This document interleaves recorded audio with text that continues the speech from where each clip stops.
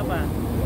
Rezekinya bersumber dari hal yang baik dan diperuntukkan untuk hal yang baik. Itu yang barokah. Mudah-mudahan ilmunya barokah. Maksudnya apa? Ilmunya menjadikan dia semakin dekat dengan Allah Subhanahu wa ta'ala. Mudah-mudahan perjalanannya barokah, umrohnya barokah. Maksudnya apa? Maksudnya perjalanannya penuh dengan kebaikan, waktu kosong diisi dengan taklim. Ini yang disebut dengan umroh yang barokah. Insya Allah.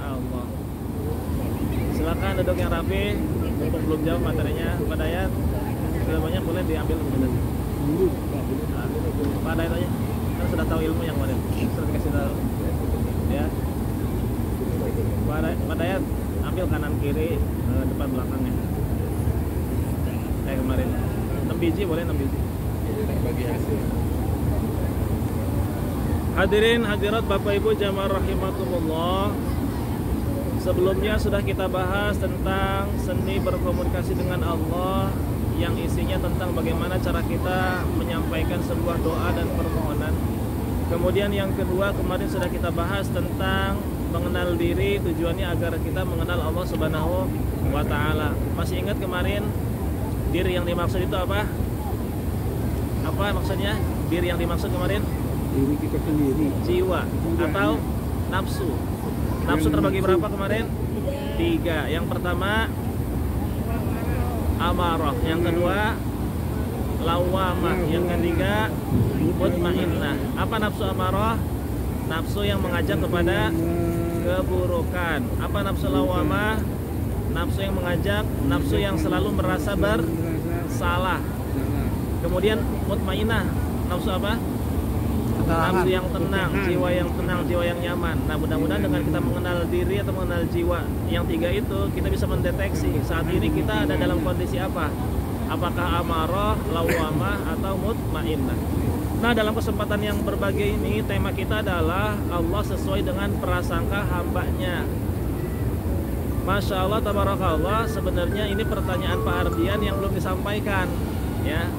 Pada pertemuan pertama beliau ingin bertanya, cuma belum tersampaikan karena udah keburu selesai. Ternyata tema hari ini sesuai dengan pertanyaan beliau. Nah, ini sebenarnya Allah sedang mengijabah doa Pak Ardian, ya. Alhamdulillah. Ya, mudah-mudahan kita semua bisa mengambil pelajaran daripada tema kita pada hari ini. Hadirin hadirat Bapak Ibu jamaah rahimakumullah, ada hadis qudsi yang bunyinya ana inda zanni abdi bi, aku sesuai prasangka hambaku, ya. Jadi garis besar yang akan kami sampaikan pada hari ini adalah bagaimana doa yang kita sampaikan kepada Allah itu cepat diijabah, tanpa penghalang, tak tertolak istilahnya. Nah, setidaknya ada 3 hal yang perlu kita perhatikan agar doa kita itu mustajabah. Apa saja 3 hal itu? Yang pertama, hilangkan perisainya. Ya. Apa perisai yang dimaksud jamaah sekalian? Perisai itu apa sih, Pak Dayat? Tameng. Ya. Ternyata yang menghalangi doa kita tuh ada tameng, ada penghalang. Di mana penghalang ini kita hilangkan, di mana perisai ini kita hilangkan, maka doa yang selama ini tersumbat, doa yang selama ini terhalang itu akan berdatangan dengan izin Allah Subhanahu wa ta'ala. Mungkin kita punya proyek kok nggak gol-gol proyeknya. Mungkin ada di sini ada jamaah punya anak kok belum ketemu juga jodohnya, udah bertahun-tahun padahal umur sudah cukup kok belum ketemu jodohnya, seperti terhalang.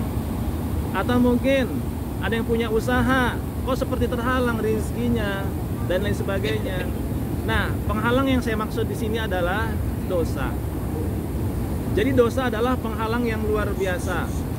Dosa menghalangi doa, dosa menghalangi rezeki, dosa menghalangi kebaikan-kebaikan yang datang kepada kita. Maka kalau dosa ini dihilangkan, semua yang kita inginkan, harapkan dan mohonkan kepada Allah itu akan berdatangan atas izin Allah Subhanahu wa ta'ala. Maka kita harus senang yang namanya minta maaf, minta ampun kepada Allah Subhanahu wa ta'ala agar dosa-dosa kita dibersihkan oleh Allah Subhanahu wa ta'ala. Mari dibuka surah Nuh, ya. Surah Nuh juz 29. Surat berapa? Nuh. Surat ayat nomor berapa? 10, Ya, silakan dibuka surah Nuh Surat nomor ayat berapa? 10. Nuh itu Surah ke 71. 71 ayat 2. Ayat berapa? 71. Ayat. Ayat 10. Ayat 10.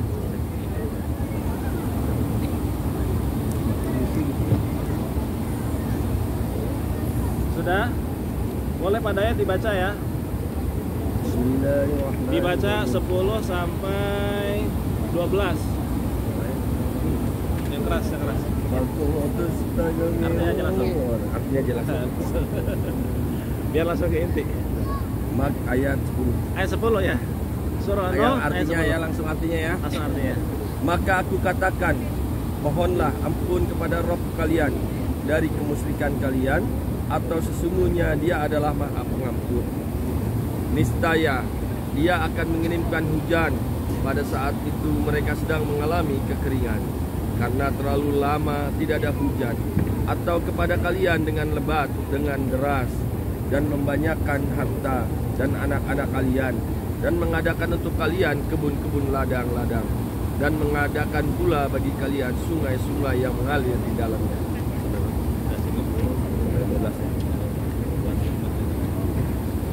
Sudah dibaca artinya jamaah sekalian? Apa yang bisa diambil pelajaran dari ayat 10 ini? Nabi Nuh berkata kepada kaumnya, mohonlah ampun kepada Rabbmu. Ya, karena waktu itu kaumnya masih senang berbuat syirik. Karena kalau sudah mohon ampun dan kalau sudah diampuni dosanya, kata Allah di dalam Quran surah 10, 11 dan seterusnya, yursilis sama'a alaikum midrara. Niscaya Dia akan mengirimkan hujan. Karena pada waktu itu musim kemarau berkepanjangan jamaah sekalian. Nah, kemarin kita ngalamin ya, musim kemarau tuh lama banget ya. Pernah ngalamin? Ngalamin ya, panas luar biasa ya. Berapa bulan kemarin musim kemarau? Makanya kalau lagi diuji kemarau, airnya tidak mudah, maka gak ada lagi caranya selain kita memperbanyak mohon ampun, memperbanyak taubat. Niscaya Dia akan mengirimkan hujan. Pada saat itu mereka sedang mengalami kekeringan karena terlalu lama tidak ada hujan. Kemudian dan membanjakan harta dan anak-anak kalian, dan mengadakan untuk kalian kebun-kebun, ladang-ladang, dan mengadakan pula bagi kalian sungai-sungai yang mengalir di dalamnya. Mengapa kalian tidak mengharapkan keagungan Allah? Tidak mengharapkan Allah mengangkat derajat kalian agar kalian beriman kepadanya. Jadi kalau kita ingin dimudahkan segala sesuatunya, maka dihilangkan dulu perisainya, ya. Misalkan doa tak kunjung diijabah, jangan-jangan ada yang menghalangi doa kita.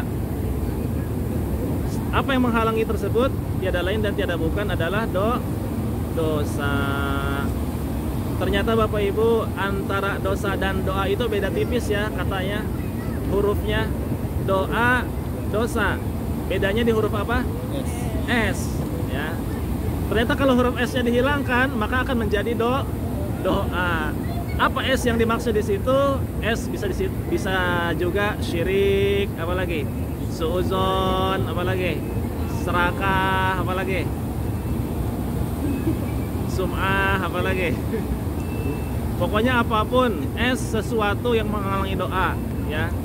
Jadi doa kalau pengen mustajabah tanpa penghalang, kita harus rajin membersihkan diri dari dosa. Mudah-mudahan sholat kita di Masjid Nabawi ini menjadi penghapus dosa. Umroh kita kemarin di Mekah menjadi penghapus dosa. Insya Allah di jamaah sekalian doanya mustajabah.